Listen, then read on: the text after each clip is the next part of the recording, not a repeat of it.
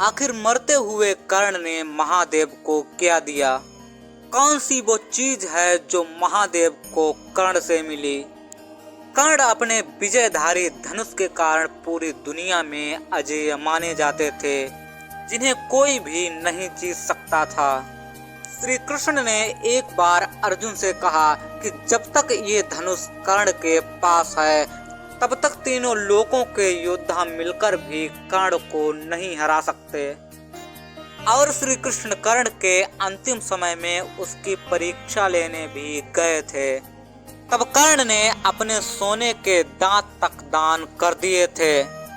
लेकिन आखिर महादेव को कर्ण ने क्या दिया? कर्ण के विजयधारी धनुष में ऐसी बहुत सारी खूबियां हैं जो कि अर्जुन के गांडीव धनुष में नहीं थी। इसका निर्माण स्वयं विश्वकर्मा जी ने किया था। इस शक्तिशाली धनुष का निर्माण ताड़कासुर के पुत्र की नगरी का विनाश करने के लिए किया गया था। तब महादेव ने विजय धनुष पर अपना पशुपतास्त्र चढ़ाकर राक्षसों का विनाश किया था। महादेव ने इस धनुष को बाद में इंद्र को दे दिया था और इंद्र ने इसका प्रयोग कई युद्धों में भी किया था। जितना राक्षस इंद्र से नहीं डरते थे उतना इस धनुष से डरते थे, क्योंकि ये धनुष बेहद शक्तिशाली था। जब क्षत्रियों ने परशुराम के पिता जमदग्नि की हत्या कर दी, तब भगवान परशुराम ने एक शपथ ली कि वे पूरी दुनिया से क्षत्रियों का विनाश कर देंगे। और तब महादेव ने इंद्र से ये धनुष भगवान परशुराम को दिलवाया था। उसी विजयधारी धनुष से भगवान परशुराम ने 21 बार पृथ्वी को क्षत्रियों से विहीन कर दिया था। कर्ण परशुराम के शिष्य भी थे और भगवान परशुराम कर्ण जैसे शिष्य को शिक्षा देकर बहुत ही प्रसन्न थे। लेकिन कर्ण ने झूठ का सहारा लेकर भगवान परशुराम के शिष्य होने की पदवी प्राप्त की थी और इसी कारण भगवान परशुराम ने युद्ध के समय उन्हें ये विद्या भूल जाने का शाप दिया।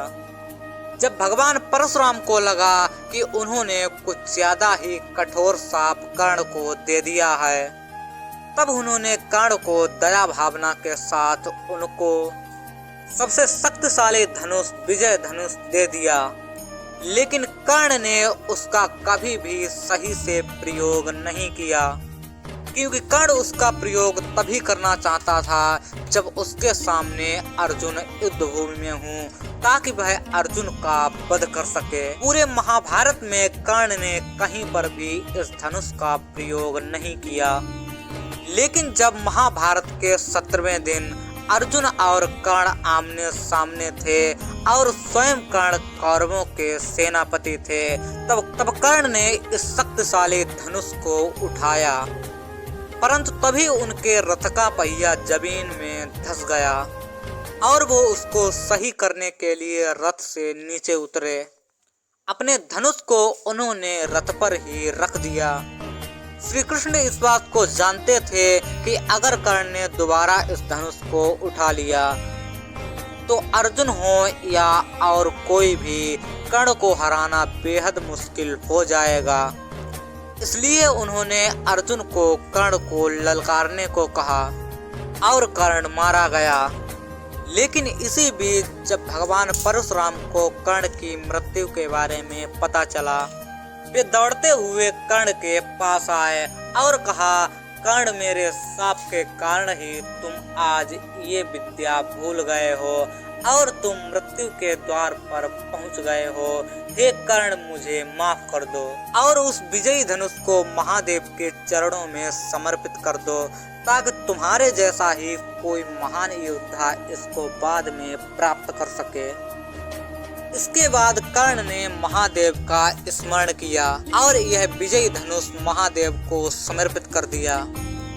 महादेव ने खुशी से कर्ण को आशीर्वाद दिया और कहा कि युगों युगों तक तुम्हारा नाम रहेगा।